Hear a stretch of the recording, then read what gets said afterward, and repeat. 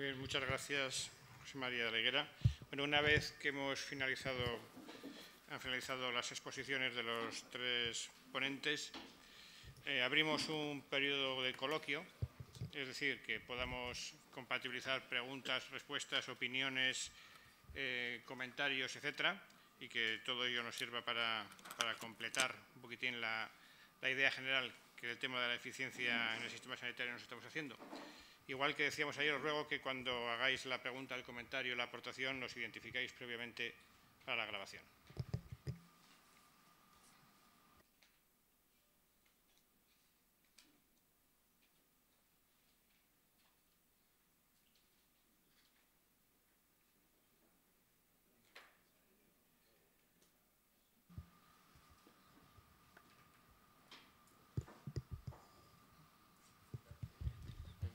Vamos a romper un poco. Joseba, yo no sé si bueno, primero felicitar a todos los ponentes. Yo por lo menos he aprendido mucho y lo he anotado aquí, algunas cosas os las copiaré y las difundiré, ¿no? En lo posible. No sé si te he entendido bien, si no corrígeme, que la tendencia en los distintos sistemas es a ser los hospitales cada vez más autónomos. Eso rompe a mi modo de ver, con cualquier modelo de gestionar por procesos o de integrabilidad de sistemas y pone en cuestión mucho también la equidad. Dependiendo del hospital que te toque, pues la equidad se puede romper. ¿Cómo se piensa mantener una cosa en principio que va contra la lógica de la integración basando en más autonomía?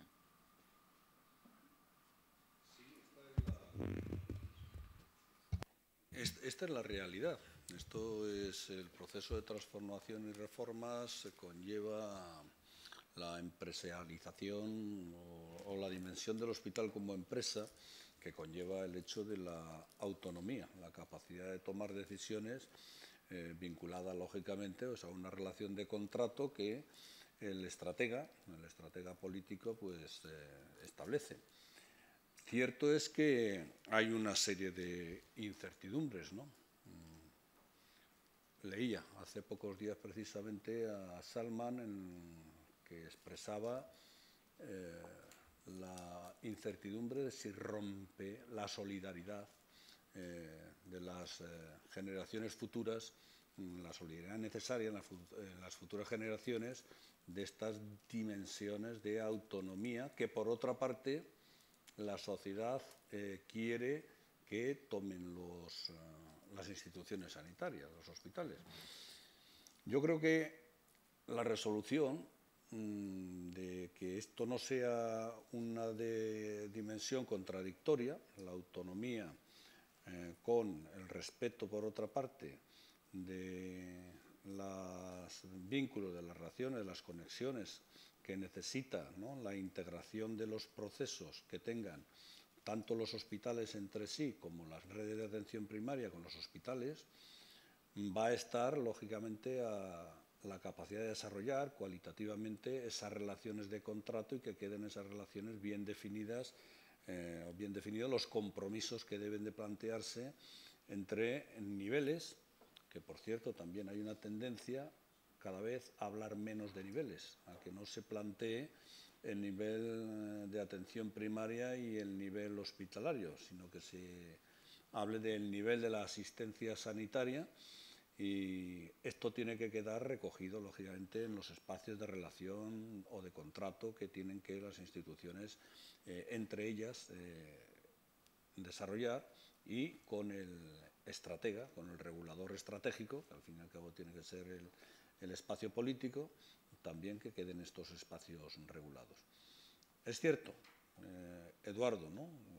Hay incertidumbres. Yo lo que he hecho es la descripción de lo que está sucediendo. En todos los espacios europeos la tendencia es a la descentralización y a la autonomía. Y a la autonomía desde el punto de vista de exigir resultados a las instituciones. Es decir, estructurar la institución, el hospital, como empresa. Exigir a sus directivos lógicamente, resultados, eficiencia, y por lo tanto no hay, parece, otro modo de ver qué es lo que están haciendo por la media de los hospitales europeos, ¿no?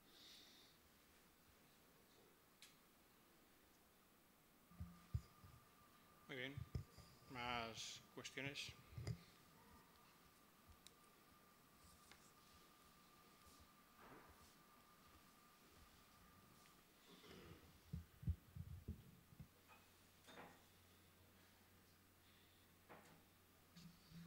Buenos días, Francisco Lupiáñez del IPTS. También felicitar a los ponentes.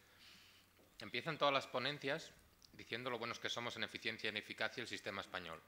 Y por el medio encontramos siempre un ejemplo que es el de la Kaiser o el de los veterans, ¿no? Yo querría preguntar en este foro, ¿cuándo vamos a empezar a investigar sistemas de información tan potentes como el DIRAIA, tan potentes como el ICAP del Institut Català de la Salut en Cataluña o tan potentes como el de los vascos, para poder decir lo mismo que pueden decir la gente del Kaiser a un menor coste, ¿no? Es decir, tenemos 8 millones de registros en el DIRAIA, con un histórico ya en muchos centros bastante grande. En el Institut Català de la Salut tienen el ICAP, que hay centros que tienen un histórico de 9, 10 años. También 6,5 millones de registros clínicos. ¿Cuándo vamos a poder decir, este es nuestro sistema, aquí estamos, tenemos la crisis? Y estos son los ejemplos, no los veterans o el Kaiser, sino el DIRAIA, el Institut Català de la Salut, los Osakidecha o más ejemplos que estoy seguro que tienen histórico. Y vamos a poder aflorar toda esa riqueza que tienen nuestros sistemas de salud y que siempre nos estamos mirando fuera. Hombre, lo hemos puesto porque la idea era buscar qué es lo que se estaba haciendo fuera, ¿no? Y yo creo que a veces eso nos impide que nos reconozcamos qué es lo que estamos haciendo aquí. Yo creo que el diagnóstico, mi diagnóstico en parte tiene que ver que somos responsables los que nos dedicamos a la gestión intermedia, en alguna medida la responsabilidad, de generar ese cuerpo de evidencia. Y tiene mucho que ver con el peso político que tiene en la gestión de nuestro sistema, el nivel político sobre los gestores intermedios. Hoy es muy complicado que un gestor intermedio aporte esos datos macros sin que se ofenda un montón de gente por encima de los que tienen, y si hay que salir a la foto, tiene que ser. O sea y en ese sentido reivindico lo que tú dices, la necesidad de generar las evidencias de lo que tenemos, porque a veces, como no lo hacemos, no somos conscientes de lo que tenemos, ¿no? En parte tiene que ver también con reivindicar que el management o el espacio, digamos, científico, técnico, profesional que tiene la gestión sanitaria pública en España, que no está suficientemente desarrollado ni reconocido. Yo creo que eso es un espacio donde este club también debería de poder decir cosas. Porque es verdad que nos quedamos cortos porque nos cuesta trabajo poner encima de la mesa pruebas de lo que estamos haciendo, lo que decimos que hacemos en Mesa. Nosotros y un montón de gente en todos lados. Y además, la diversidad que ahora mismo, por la propia, buscando oportunidades donde puede haber amenazas, la diversidad de los 17 sistemas dan también mucha oportunidad de mejora utilizada de una manera inteligente, ¿no? Quiero decir que poder comparar el modelo Alcira con el modelo empresa pública o con las áreas integradas sanitarias o el enfoque del pseudo fanholder de los centros de salud catalanes, eso aporta mucho valor y mucha riqueza, pero alguien tiene que quitarse la visera de mi territorio político y aquí mando yo. Esa es mi opinión personal. Mañana cuando vuelva a trabajar haré lo que dicen mis jefes, porque para eso me pagan, quiero decir, pero en este espacio de club creo que deberíamos poder tener esa franqueza a la hora de hablar. Sí. ¿Más cuestiones? Simplemente, hombre, comentar, en el caso de las presentaciones de hoy surgió un poco qué están haciendo los sistemas sanitarios para afrontar la crisis, ¿no?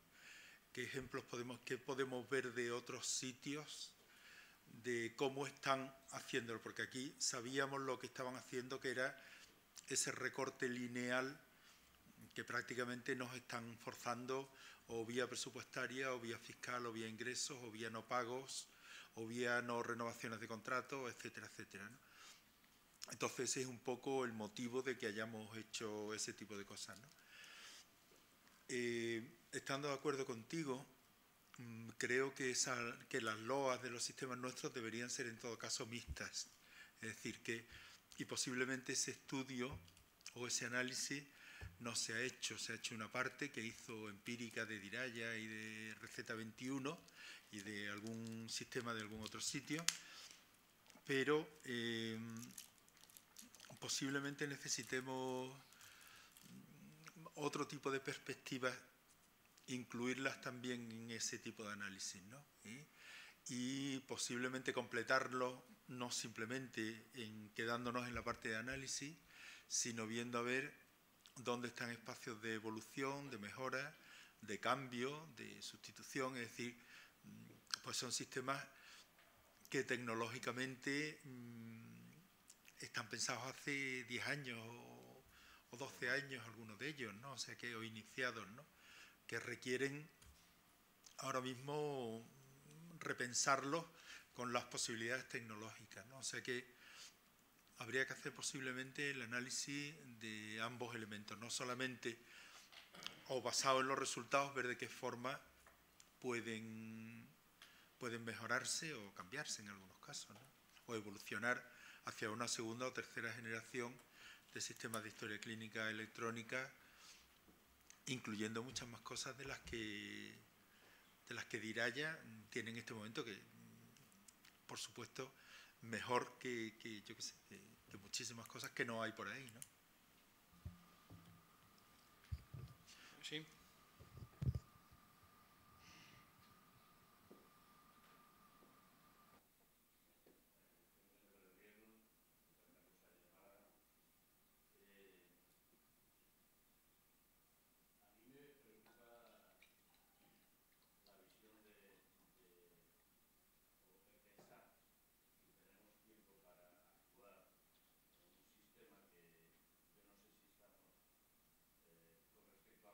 Sí, por favor, aprieta el botón, por favor. Que no...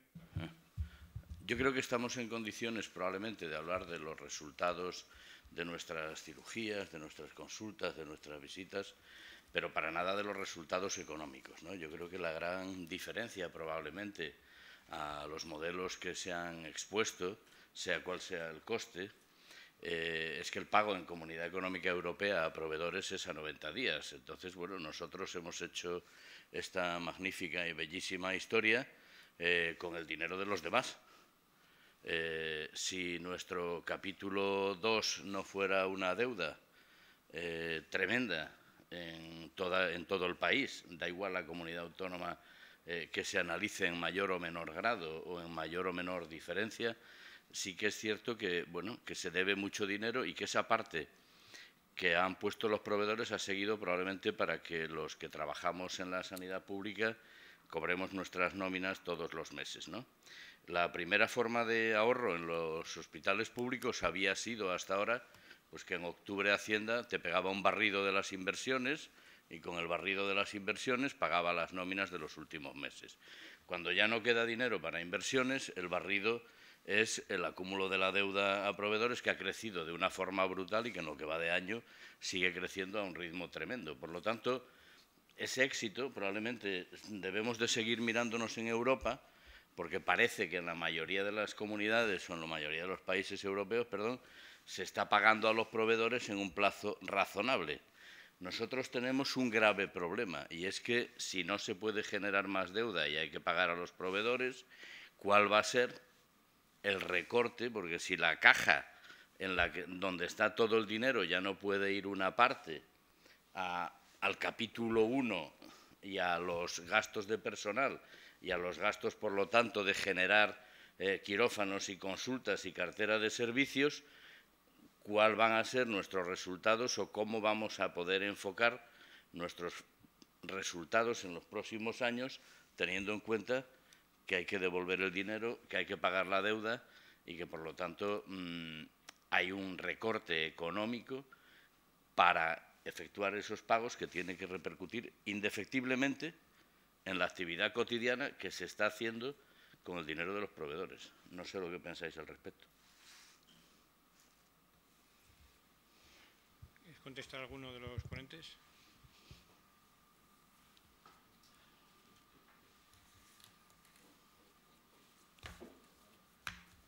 Antonio, está claro que el problema de la deuda es un problema brutal. El problema de la deuda es un problema brutal. Quiero decir, ese es el problema. Ese es el problema y ese es el lío que tiene el presidente del gobierno y tenemos todos. La deuda, claro. Y la crisis financiera. La cuestión está es que a cuenta de la deuda, no digamos que la estamos generando porque no pueda ser eficiente, lógicamente. Es decir, tenemos una crisis, aparte económica, fiscal. Es decir, porque hay menos dinero y algunos economistas analizan que hay un 20% de ese dinero que no va y no está en el flujo del modelo de negocio y de contrato social, que es que vaya a las cuentas públicas. Si hay diferencias entre los PIGs y los del norte, entre otras, es que los del norte hacen las cuentas y lo mismo el modelo del norte no nos vale para el modelo mediterráneo de aquí te pillo, aquí te mato salto. Yo no soy derrotista en ese sentido, creo que no, creo que hemos avanzado mucho, pero está claro que las cuentas públicas hay que hacerlas de otra manera y las cuentas personales también, quiero decir. Y el modelo que tenemos es un modelo que se basa también en un contrato social de carácter fiscal, en el que la gente paga. Yo creo que sí que ese es un enfoque. El otro es ajustar, quiero decir, porque hay que pagar la deuda y además que el reparto del pago de la deuda no vaya por igual. Yo no creo que pagan los proveedores, pagan los contribuyentes que pagan. Esos son los que estamos pagando la crisis, los que vamos a pagar la deuda. Los contribuyentes que pagamos. Me pagan al hospital y al proveedor que me está adelantando, por supuesto. Con eso no quiero decir que el problema inmediato de la deuda es tan grave que puede afectar seriamente al futuro del modelo.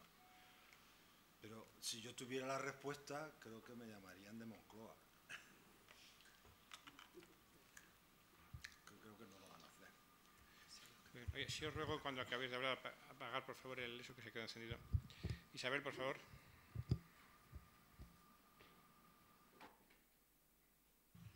Isabel Tobar, de Extremadura.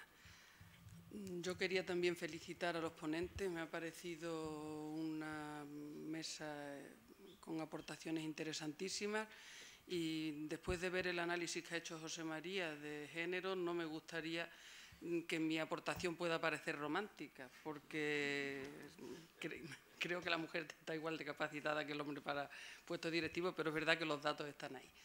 A mí me gustaría saber, y es una pregunta que hago no solamente a los ponentes, sino que me gustaría que alguno del resto del grupo, si tenéis alguna opinión, me respondierais, ¿qué pasa con las personas? ¿No nos planteamos que esta labor que estamos haciendo, que esta crisis, que este momento en el que estamos viviendo, lo tienen que soportar esos gestores intermedios que acaba de decir José María, que tienen que tener una preparación que no sabemos si es que como tenemos que saber que el valor se presupone, pero que está claro que aunque se presuponga, somos personas que no tenemos la preparación ni tecnológica, ni en gestión de conflictos, ni para afrontar la crisis que se nos avecina, que tenemos una tecnología en la mano para la que somos una generación que tenemos dificultad de interpretar, que tenemos programas informáticos en los que basamos toda nuestra actividad y que cuando se caen hasta los consejeros van detrás de ellos. O sea, ¿qué está pasando con las personas?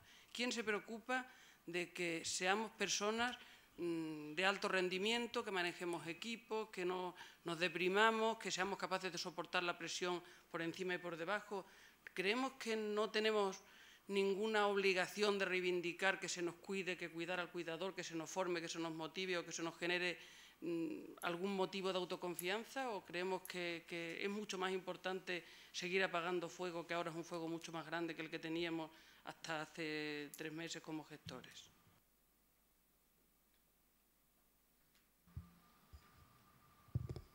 Voluntarios para responder. Y creo además que tenemos la gran suerte de contar con herramientas suficientes para buscar las soluciones dentro.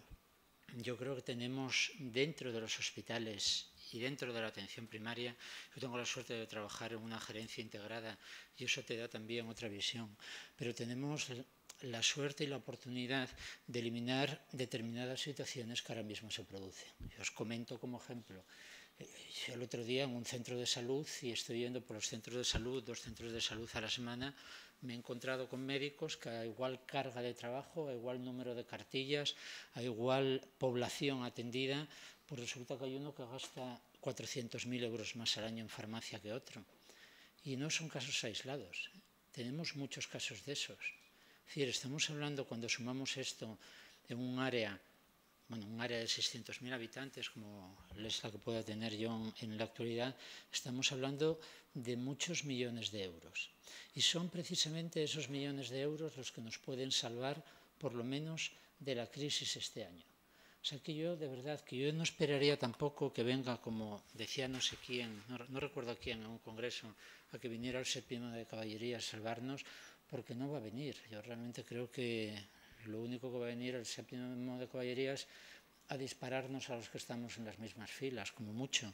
O sea que yo creo que nosotros tenemos que tener la capacidad también de buscar qué es lo que podemos hacer e intentar salir para adelante. Ayer lo decía, yo creo que Luis Carretero ya estaba apuntando en la línea que estamos apuntando todos. Por supuesto, restringir coberturas de jubilaciones, ya no se cubre ninguna, incorporaciones nuevas.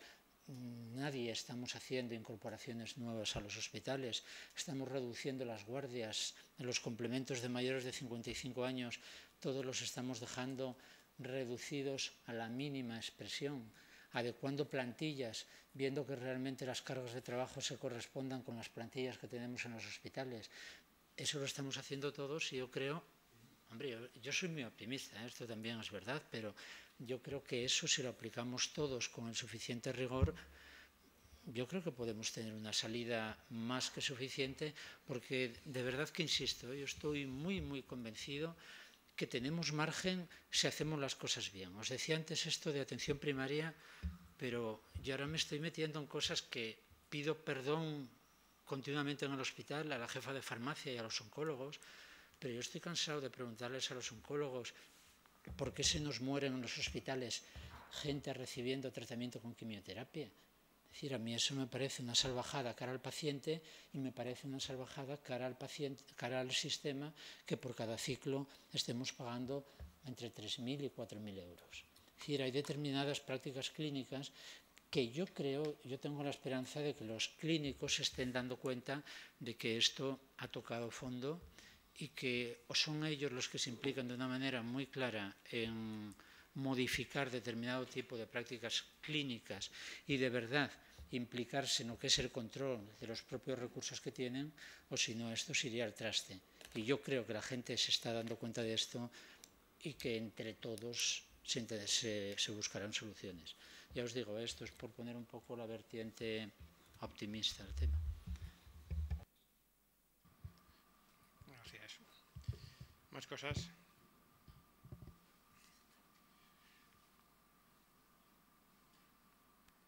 Bueno, pues sí, aquí no.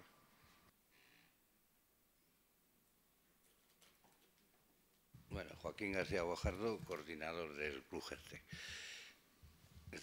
Me gusta decirlo. Bueno, vamos a ver. Yo creo que no vamos a volver al modelo que teníamos hasta hace unos años, no vamos a volver.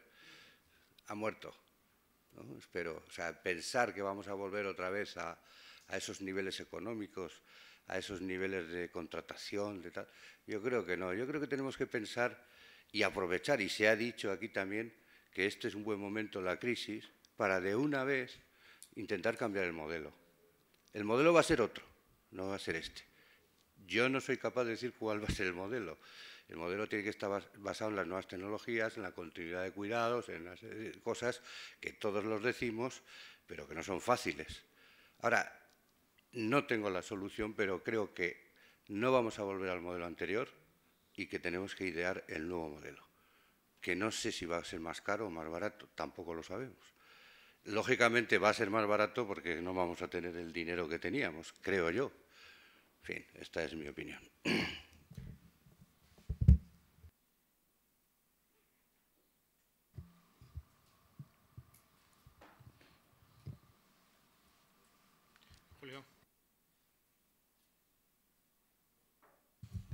Soy Julio Mayol del Hospital Clínico San Carlos y siguiendo el pie que ha dado Quino y a la respuesta y respondiendo un poco a lo que ha dicho Isabel, yo creo que este es el momento en el que no vamos a volver, creo que claramente hay que decirlo, no vamos a volver al modelo.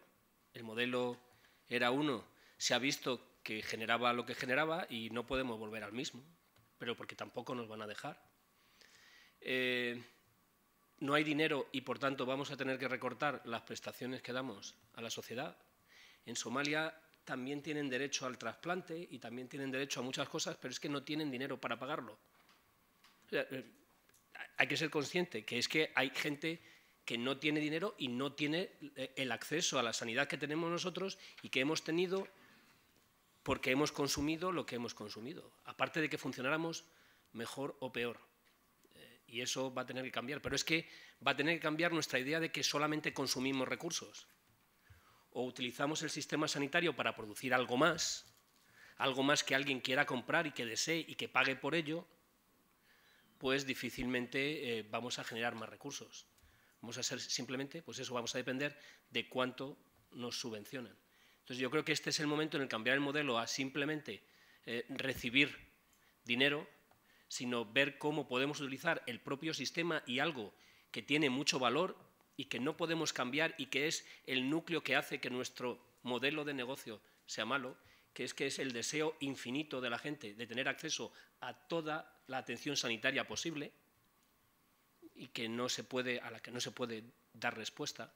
Pero cómo utilizar ese deseo para generar cosas que podamos poner en el mercado y que alguien nos dé dinero por ellas. Y bueno, Francisco ha comentado algo, Paco Lupiáñez. Tenemos sistemas que han funcionado muy bien, con muchos datos, que podrían generar mucha información que alguien podría compartir, querernos comprar, o sistemas que nos quisieran comprar, y lo que hacemos es hablar de los veteranos. Y yo sé que Juan lo hace con la idea de compararnos con lo que hay fuera, pero cuando uno va a Estados Unidos y trabaja allí, el sistema de veteranos es lo peor de lo peor de lo peor en Estados Unidos. Es mucho peor para ellos. La percepción dentro de Estados Unidos es que es todo eso que los americanos no quieren. Entonces, resulta que luego nosotros comparamos un modelo que se compara bien con nosotros porque es un sistema para ellos socializado de atención que la mayoría de los norteamericanos no quieren, que utilizan los veteranos y que dan una asistencia de cierta calidad, pero no es lo que ellos quieren, ni siquiera es el modelo aceptable para ellos. Entonces, por un lado, hay que tener claro que es que estamos donde estamos y no podemos hacer otra cosa, no tenemos dinero y por tanto no podemos seguir metiendo gasolina, y por otro lado tenemos que aprovechar para, en esta situación de crisis, explotar lo bueno que tenemos para que alguien nos dé fondos por ello. El volumen de recursos que en sanidad plantean utilizar los gobiernos, la respuesta puede ser muy sencilla, ¿no? Porque no hay dinero. Vale, de acuerdo. Lo que ocurre que al planteamiento que has hecho, Julio, lo que sí habrá que definir es cuánto dinero vamos a utilizar, vinculándolo a cuál es el nivel de satisfacción que aporta en este país a la ciudadanía la sanidad. ¿Cuánto está la ciudadanía dispuesto a perder de lo que tiene? O en cuanto, creo que el debate que se planteó, ¿cuánto vamos a dedicar a otros espacios competenciales? Que sí hay debate también, aunque sea efectivamente un poco romántico. Dedicamos a defensa, dedicamos a infraestructuras, dedicamos a salud, dedicamos a educación. Yo soy de los que piensa que la dedicación de los recursos económicos a sanidad no es gasto, que es inversión. Soy de los que piensa, llevo muchos años diciéndolo, igual que la dedicación a educación es una inversión, y el país que no invierta, pues lógicamente no tendrá futuro. Esta es otra perspectiva. Por ello yo creo que al final, ahora mismo no hay acuerdo del cuánto, en cualquier caso, va a dedicarse a la sanidad. Va en cualquier caso el gobierno del Estado a definir, porque a mí también me ha llamado mucho la atención el último dato, el más reciente, ¿no? El per cápita de gasto por habitante. Ahí hay una variabilidad, pues creo que del orden de un 20-30% entre el per cápita de una comunidad y de otra. Es decir, que ya se está produciendo un desalineamiento importante en cuanto a los recursos que se aportan al ciudadano en una comunidad o en otra. Esto va a conllevar unos resultados diferentes, una fragmentación cada día más elevada. Yo estoy deseando, ya que creo que es pasado mañana, que el Consejo ya empiece a tomar decisiones sobre esto, porque el riesgo es muy alto, pero al fin y al cabo, ¿no? Conclusión, ¿cuánto dinero? Porque estamos planteando, vale, para hacer lo que hacíamos no tenemos, pero ¿cuánto es el que tenemos que tener para hacer lo que definamos que vamos a hacer? Que tampoco lo hemos hecho, no se ha definido. Para reflexión sobre eso es a dónde queremos llegar. No está muy claro a dónde queremos llegar. O hemos llegado ya.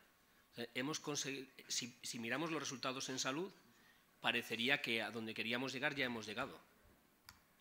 ¿Qué queremos? ¿Conseguir más o conseguir lo mismo por menos?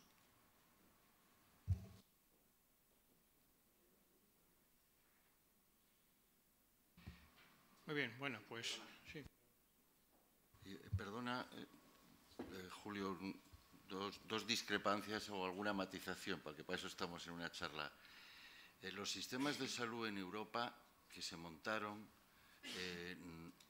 fueron originalmente saliendo de un mecanismo estudiado por el capitalismo para que los productores, los obreros, estuvieran más sanos y, por lo tanto, trabajaran más.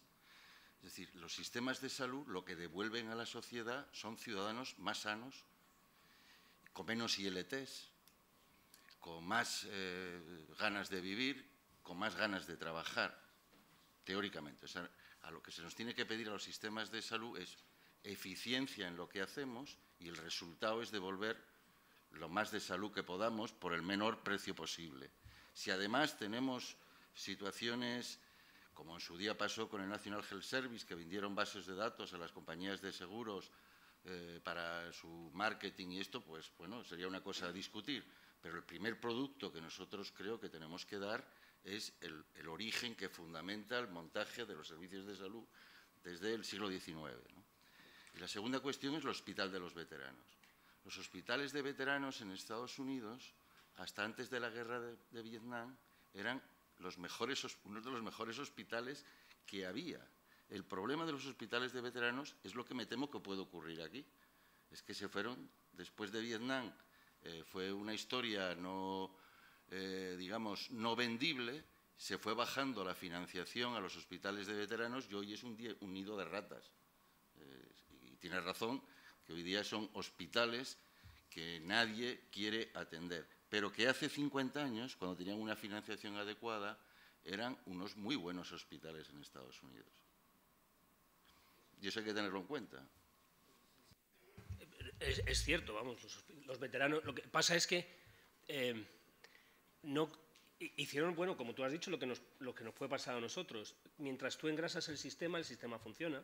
Cuando dejas de engrasar el sistema, si el modelo no está bien construido, el modelo quiebra.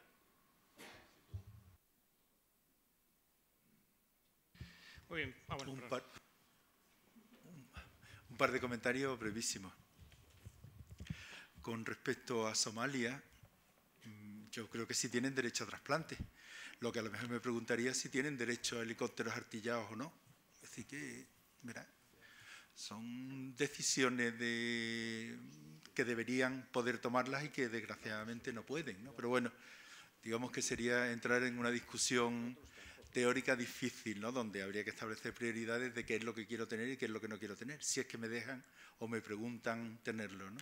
Afortunadamente, en sistemas democráticos podemos, pues ahora mismo, protestar si nos quieren quitar algo o manifestar nuestra adherencia a sistemas que nos gustan y queremos tener. Con respecto al tema de veteranos, el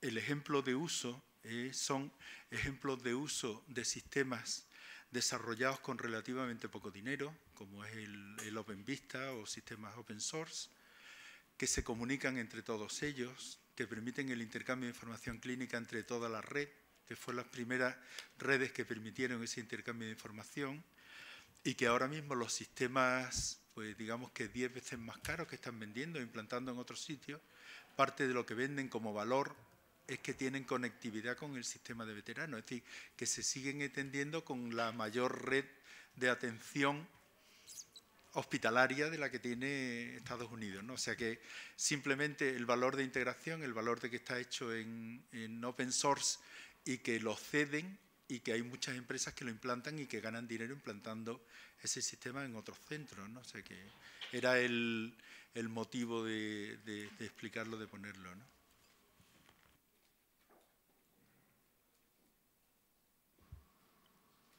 Ricardo me hablando en esto, a mí me toca recordar otra vez que, por favor, a ver si nos entra aquí en el café, la idea de que a la vuelta, por favor, para que el coste de las grabaciones y de sea efectivo, y ya no digo eficiente, sea efectivo, identificaros todos cuando habléis, aunque sea en diálogo de respuestas cortas, porque si no después van a llegar y no van a saber asignar los nombres a las intervenciones.